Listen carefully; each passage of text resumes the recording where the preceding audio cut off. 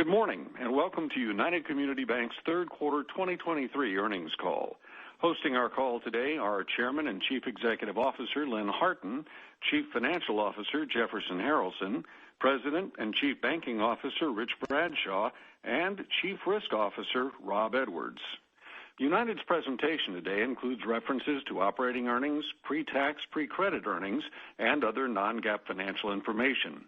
For these non-GAAP financial measures, United has provided a reconciliation to the corresponding GAAP financial measure in the financial highlights section of the earnings release, as well as at the end of the investor presentation. Both are included on the website at ucbi.com. Copies of the third quarter's earnings release and investor presentation were filed this morning on Form 8-K with the SEC, and a replay of this call will be available in the investor relations section of the company's website at ucbi.com. Please be aware that during this call, forward-looking statements may be made by representatives of United. Any forward-looking statements should be considered in light of risks and uncertainties described on pages 5 and 6 of the company's 2022 Form 10-K, as well as other information provided by the company in its filings with the SEC and included on its website. At this time, I'll turn the call over to Lynn Harton. Good morning, and thank you for joining our call today. As you would expect, we continue to see influences of the higher rate environment this quarter. On the positive side, we had strong deposit growth and excellent liquidity.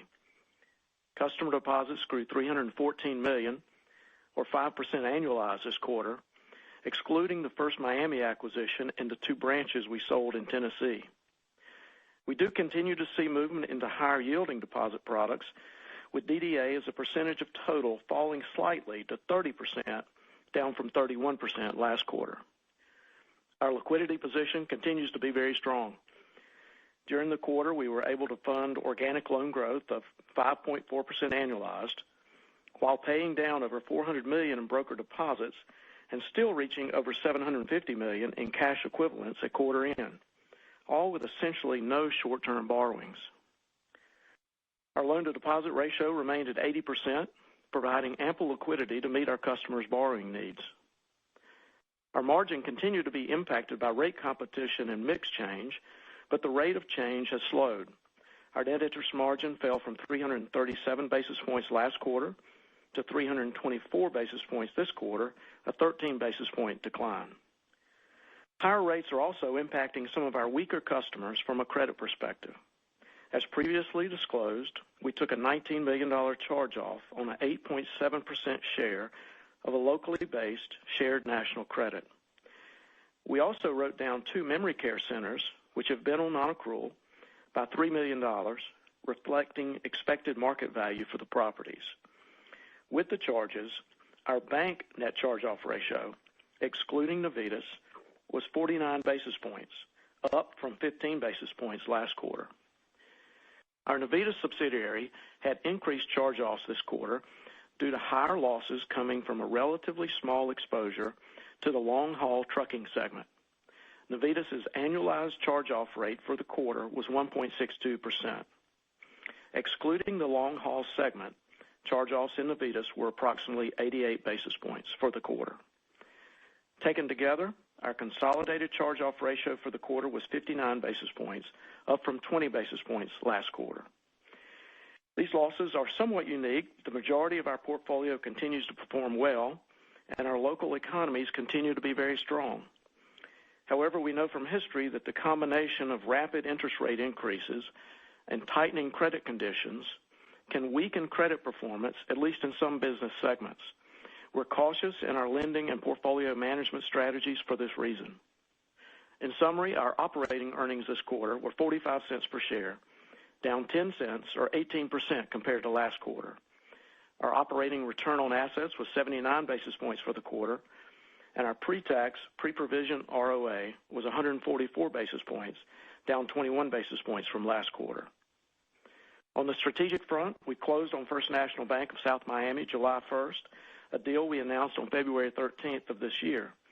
Conversion is scheduled for this weekend, and we look forward to having their outstanding team fully integrated with the company. Now I'll ask Jefferson to provide more detail on our performance for the quarter. Thank you, Lynn, and good morning to everyone. I am going to start my comments on page 7 and go into some more details on deposits.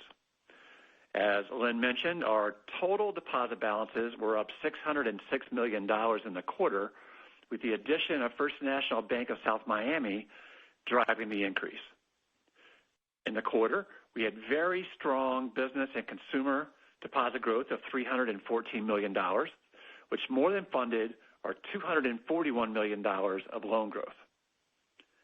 In addition to the strong deposit growth, we also had the proceeds of the sale of South Miami's $200 million securities book that allowed us to pay down $427 million of broker deposits and also offset the sale of 2 branches in Tennessee totaling $110 million in deposits that were outside our targeted footprint.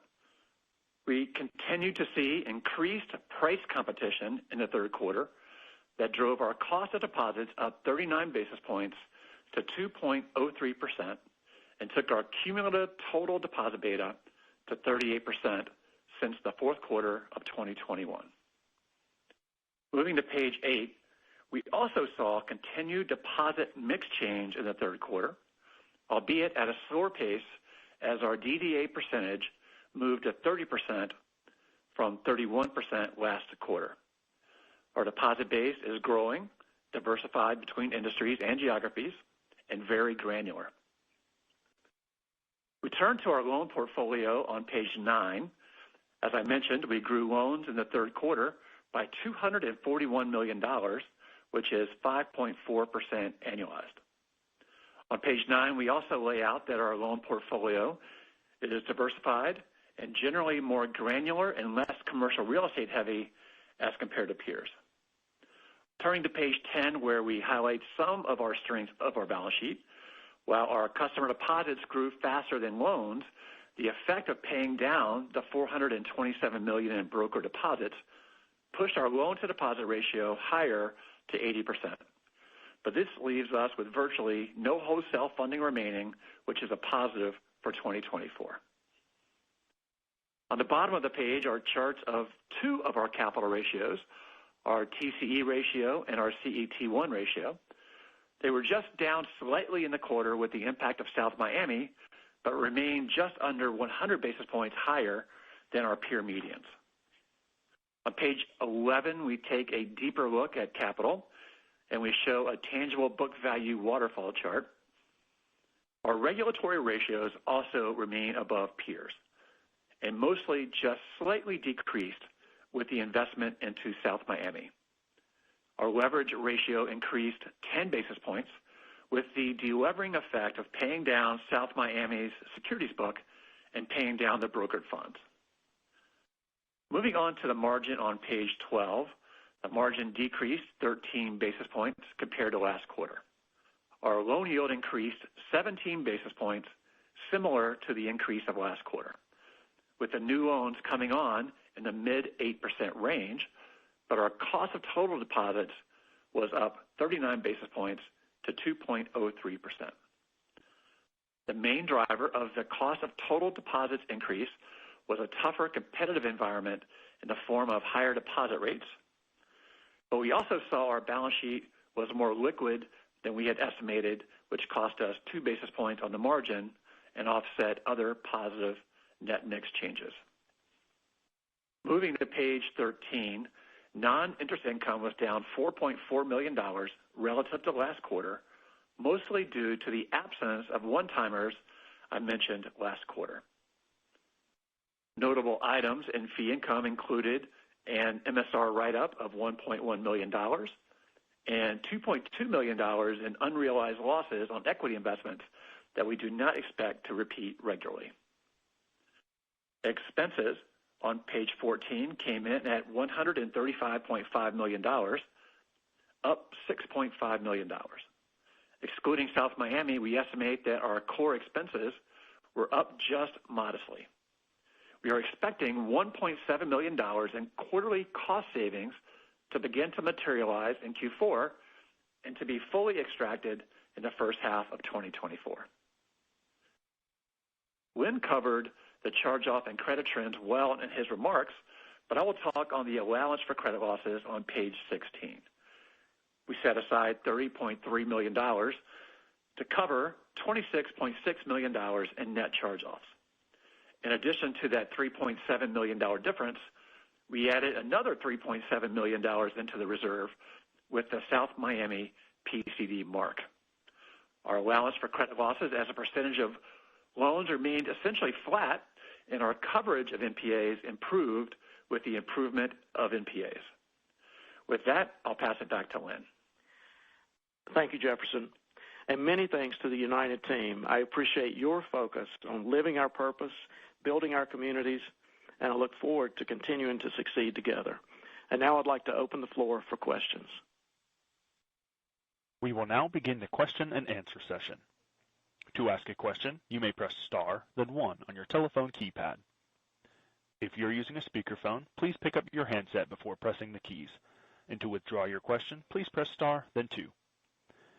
At this time, we will take our first question, which will come from Michael Rose with Raymond James. Please go ahead. Hey, good morning, guys. Thanks for taking my questions. Maybe we could just start on credit quality, and if we exclude the Mountain Express credit, it looks like there were some moving pieces within charge-offs and MPAs, and specifically wanted to touch on, what's going on in home equity. So there was a recovery, but then MPAs were up. And then if you can just, I know you touched on it, but if you can just delve into Navitas, as we move forward, just given some of the challenges, this quarter. I think when you guys announced this, I wasn't going off memory here, but I think you talked about the business being kind of a 70 to 80 basis point through the cycle loss content business, obviously above that this quarter, given some of the challenges that you referenced. But just wanted to get some updated, thoughts there, and then, what expectations might be for that business as we move forward. Thanks. Thanks, Michael. It's Rob Edwards. I would just say, we do expect, and Lynn made the comment, the credit to tighten and the credit losses economically to struggle in the future because of credit tightening and the rapidly increasing interest rates. We're not really seeing anything to speak of yet. And so, if you scale everything back, our losses are down, if you include Navitas, from 20 basis points last quarter to 17 basis points this quarter. We did have, you mentioned, a large recovery in the home equity space. That was a single credit, kind of a unique circumstance from a credit that we had acquired. But not really seeing any drivers in the home equity space. It continues to perform well. Actually, 50% of our home equity business is first lien business, so it's very strong portfolio. And as it relates to Navitas, I think when we purchased it, what I remember is sort of thinking of it as a 1% loss business. Clearly, we are above that 1% number, and I think our recent guidance has been in the 95 basis point range, and Lynn made the comment that they were at 88 basis points for the quarter if you take out this transportation portion of the portfolio. But the rest of the business outside of that long-haul trucking aspect of it seems to be performing so far within our expectations. Okay, great. Maybe just as a follow-up question, switching gears, obviously rates moved against you and every other bank, this quarter. I know last quarter you kind of talked about expansion in the fourth quarter, at least on a core basis, kind of moving forward. Is that kind of still the expectations? And again, sorry if I missed this, I hopped on late, but if you can talk about maybe some of the headwinds that you guys still face, and then maybe some of the potential tailwinds, I assume, not having any FHLB and, hopefully getting to a peak or close to a peak in deposit pricing increases, will certainly help. But we'd love, some greater color. Thanks. Yep. Thanks, Michael. Talking about the margin in the fourth quarter and some of the trends that we are seeing, I do think the margin will be down a little bit in the fourth quarter, but not by as much as it was in the third. We have some the positives are we're seeing a slowdown of the mix change with the DDA moving from 31% to 30%. We do get three basis points of benefit from paying down the brokered mid-quarter here, which will be a bit of a positive.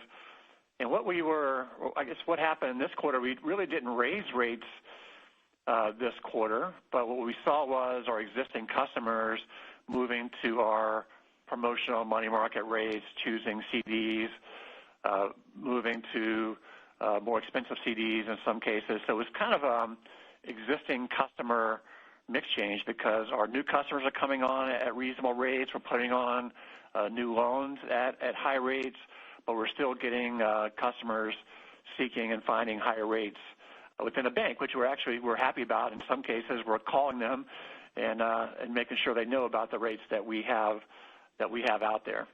But I do think what you're seeing is the loan yield should continue at a similar pace, moving higher, and the cost of funds is going to be moving higher at a slower pace. So I think what you'll see is, again, slight compression in Q4 and stabilization to higher next year. Very helpful. And then maybe just one final one for me. The revenue outlook, for you and other banks obviously remains challenged in a higher for longer, type environment. I know you've talked previously about kind of a 4-ish%, kind of expense, target as we move forward. But just wanted to see if, there's any plans to maybe look to either formally or informally, plan to reduce expenses. And, is there a possibility under that scenario where you could experience positive operating leverage next year? Thanks.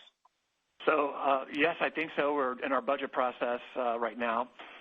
We closed 5 branches. Rich can opine on that too, some in July. We sold the 2 branches that we had mentioned before that has a cost savings and a revenue impact to it, obviously.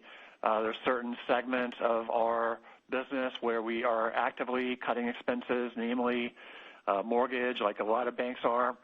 So yes, we have many things that we're thinking about on the expense front and executing. And to give you a number, it's kind of hard to give a number right now because we are in the middle of our budget piece of it, but that 3% sounds like an okay target, but it's also an inflationary time period, and we're kind of going through the individual budgets now. So might model higher than 3, but I think we're going to shoot for that. I completely understand. It's challenging out there. Appreciate all the color. Thanks for taking my questions. Our next question will come from Catherine Mealor with KBW. Please go ahead. Thanks. Good morning. I wanted just to ask about your loan growth outlook. You maintain a pretty steady growth pace, I feel like, over the past few quarters. Just curious how you're thinking about that into next year. And then also within that conversation, I noticed that Navitas growth slowed a little bit this quarter. Is that something that you plan to continue through next year as well? Good morning, Catherine. This is Rich Bradshaw. How are you? Morning. I'm great. We're still looking at the mid-single-digit loan growth, but probably a little bit less than the pace in Q3. Recognizing the higher interest rates and some of the stress out there. And we expect that to kind of continue into Q1. However, we are optimistic about the opportunity that some of the downsizing of banks are doing. That's going to create real opportunities on the customer side. So we remain very optimistic about that. And this is Jefferson. I'll take the Navitas question. Navitas trends were pretty similar on the growth front, but you'll notice that we sold more loans this quarter. We kind of leaned into selling a little bit more. We have our Navitas loans are 8% of total loans. We like that ratio. We've talked about keeping it below 10, but our target is the 8% range. So I think you'll see us selling. Continue as long as the market is accommodative and amenable, we'll continue selling a higher number of loans each quarter. So what's your outlook for Navitas charge-off? How long do you feel like we'll see this kind of elevated level, just given the trucking part of it? Do you for the next couple of quarters, or do you expect that to kind of normalize back a little bit? We're thinking the same way you're thinking, next couple of quarters. We think definitely next quarter will be similar to this quarter, but then thinking it will begin to subside early next year. All right, great. Thank you. And our next question will come from Stephen Scouten with Piper Sandler. Please go ahead. Hey, good morning, everyone. Maybe if I could go back to the margin here briefly. I know, Jefferson, you said a lot of it was kind of existing customers taking higher rates and transactional accounts and so forth. But I mean, I think you had said maybe 5 bits of downside last quarter, and we saw closer to 15, and then maybe expected stabilization in 4Q, and now it sounds like maybe 2024. So are there any other phenomenons that's pushing that out? I mean, the movement in loan yields look pretty good. I'm just trying to decipher if there's anything I'm not seeing other than that move you talked about with existing customers on deposit pricing.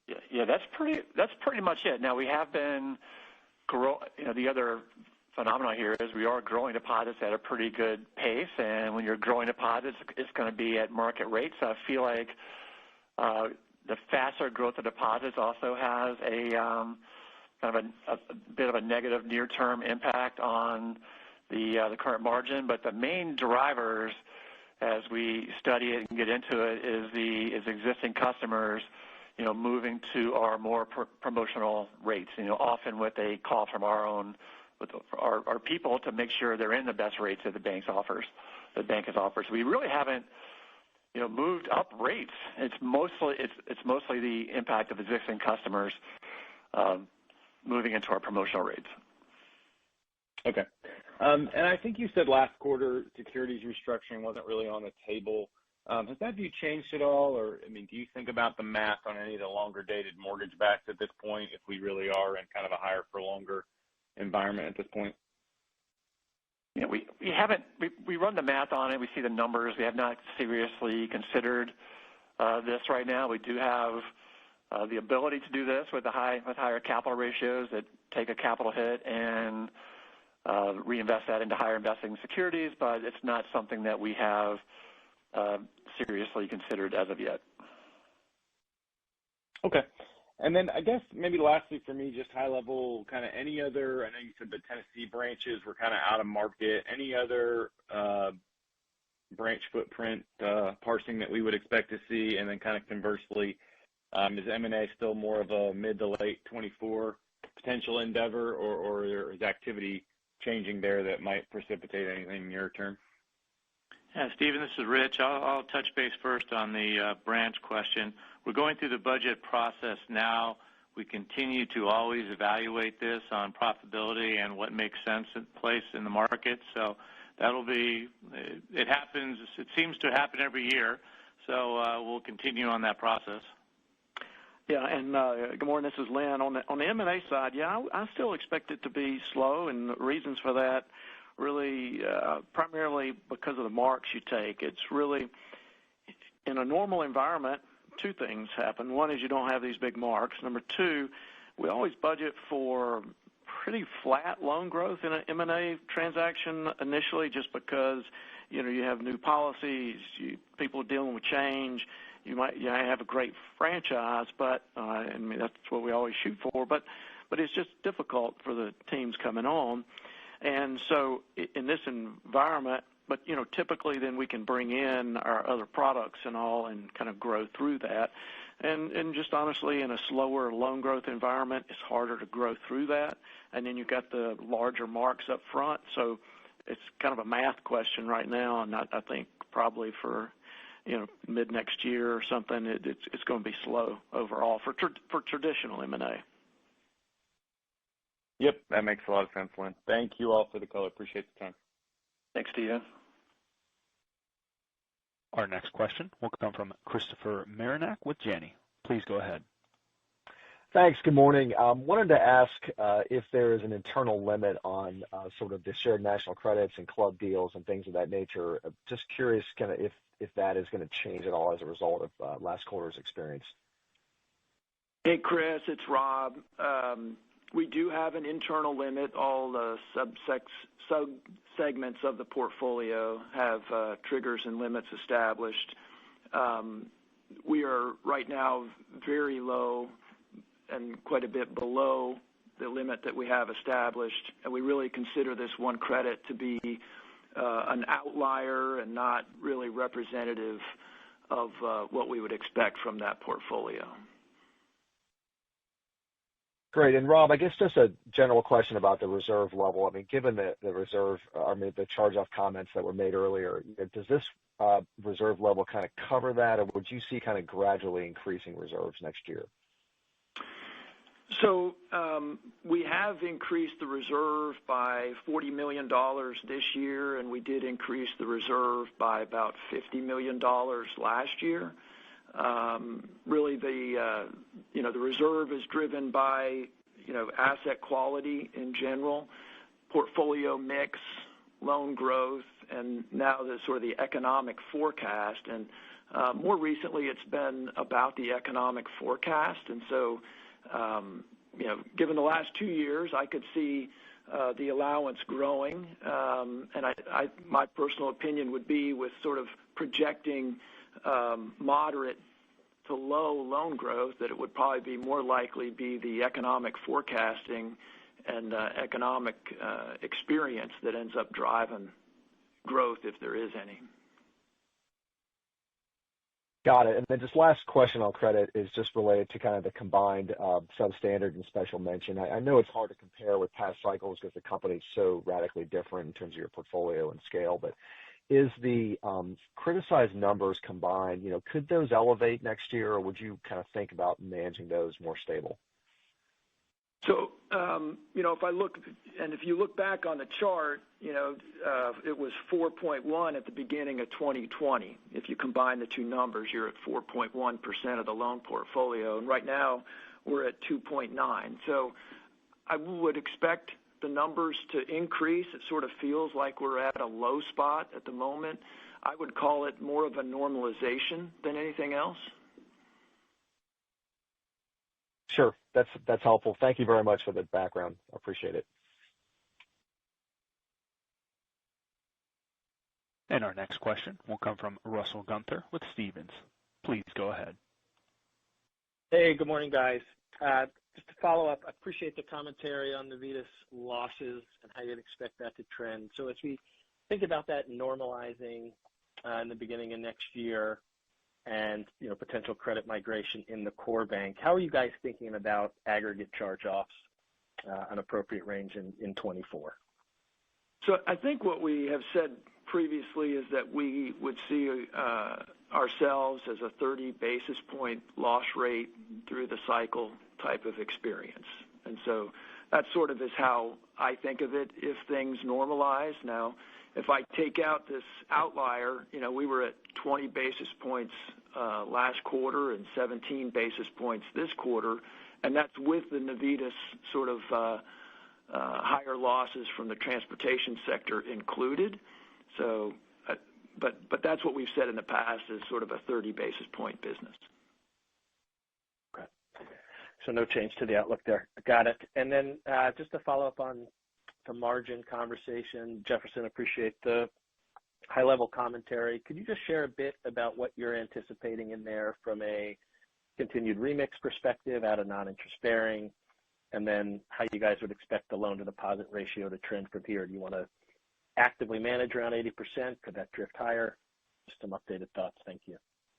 Yes, so the mix change elements should be generally in our favor, I believe, for at least for the first half of the year, where you have the securities portfolio continuing to shrink and the loans continuing to grow modestly. So you should have a positive mix change on the asset side.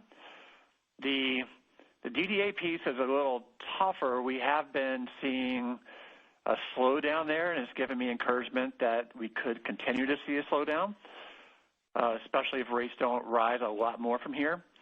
That said, we're currently, modeling a 27% number in some of the forecasts that we are making, but it's our most recent results have been better than that, and encouraging that maybe it could be better than that. But we also are seeing that, again, this trend towards our customers moving into higher rate products. And I feel like you had another part of that question that I may not have. Oh, the loan-to-deposit ratio. So I would think that loan-to-deposit ratio could inch a little higher. We have a good funding base. We are going to be, I think, using the strength of our balance sheet and some of the deposit growth that we've been seeing. And we've been seeing good deposit growth, and we're encouraged by what we're seeing here in October. That I think can have us be a little more conservative in the rates that we are putting out there into the next few months into next year. So I think if we can manage this exactly how we want to, you would see the deposit growth slow down a little bit, the loan-to-deposit ratio inch a little bit better, and for us to have a better cost of funds experience. Okay. Really helpful. Thank you. And then just lastly, on the loan growth outlook, which I believe you guys are saying mid-single digits, how do you think about, the contribution via asset class and any particular, geographies of strength there? Russell, this is Rich. We'll see it, I think, change a little bit of the mix, a little bit away from CRE into C&I. We've got several different initiatives that we're working through. Our biggest geography contributor this past quarter was North Carolina, and they led the bank in C&I. So we've leveraging their experience across the footprint, and so that's how I kind of think about that. Talk about Tennessee and some of the Yes, and in Tennessee, it's a good story for us. We put our new state president there, Kelly Key, and over the last 3 months, we've hired 20 commercial professionals. And already not pipelines but closings. Those have paid really good dividends. It's going to take a little bit more time to turn that ship, but I think we're going to start seeing the very positive results of that, if not first quarter, certainly second quarter next year. That's great. Thank you, guys. That's it for me. Thanks, Russell. Our next question will come from Brandon King with Truist. Please go ahead. Hey, good morning. Morning, Brandon. Morning. So Jefferson, could you quantify what the spot cost of deposits was at the end of the quarter? And then what is the new rate for new relationships and new deposit customers? Yeah, so the spot cost of deposits was, the average quarter was 202, and the spot was probably 5 basis points higher than that. I think I'll call that for the, not exactly spot, but for the month of September on average. And new deposit relationships came in. I want to have 2 numbers floating in my head here. Let's talk offline. I'll get you the actual number. I don't want to say the wrong number. Okay. Out loud. I do have that number, but I don't have it.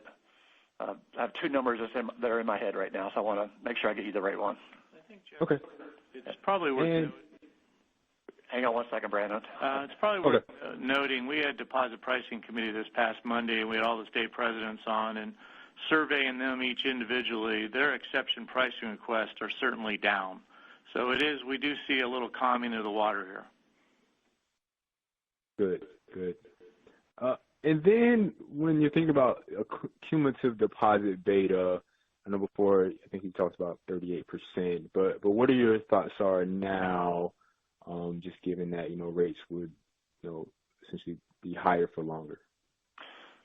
Yep. That's a great question.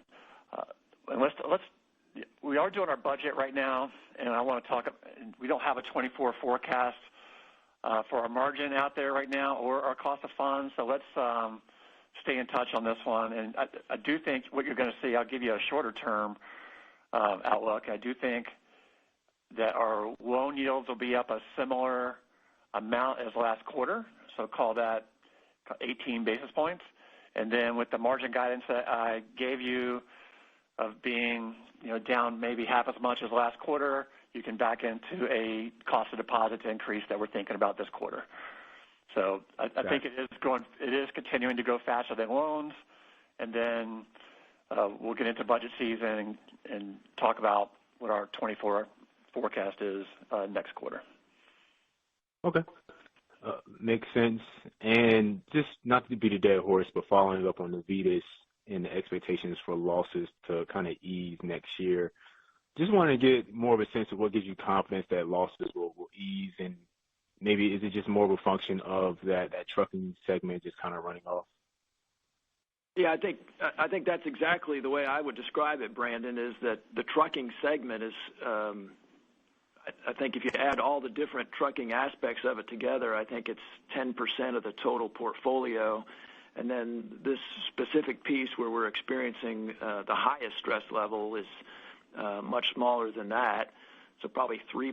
So it's just such a small portion of the overall book, and we're continuing to see consistent performance of the remainder of the book, evidenced by the 88 basis points of performance in the third quarter.